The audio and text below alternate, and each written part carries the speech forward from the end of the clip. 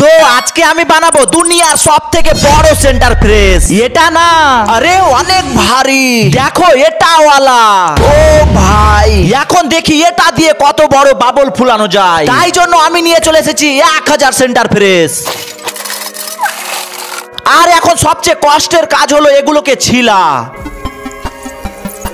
Guys, আধা ঘন্টা হয়ে গেল আর এটুকুই ছিলতে পেরেছি। মনে হচ্ছে আজকে অনেক পরিশ্রম করতে হবে। গাইস, এত পরিশ্রম করার পর একটা চুইংগম তো খেতেই হবে। গাইস দেখো, এরকম ভাবে ছিলতে ছিলতে আমার নখটাই ব্যথা করতে লাগলো।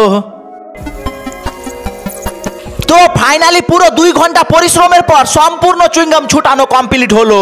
এবার হচ্ছে সবচেয়ে মুশকিল কাজ। এতগুলো চুইংগম একসঙ্গে মুখে চাবিয়ে বাবল ফুলাতে হবে, কিন্তু কোনো মানুষের পক্ষে এতগুলো চুইংগম চাবানো অসম্ভব। সেই জন্য আমি একটা টেকনিক বার করেছি। আমি এগুলোকে গরম পানিতে দিয়ে দেব। এই দেখো গাইস, এগুলো এখন একটু নরম হতে শুরু করেছে। ওরে বাপরে, অনেক গরম। এবার এগুলোকে আটা মাখানোর মতো মাখতে হবে। গাইস দেখো, চুইংগম গুলো থেকে একদম মাকড়সা জালের মতো টান পড়ছে।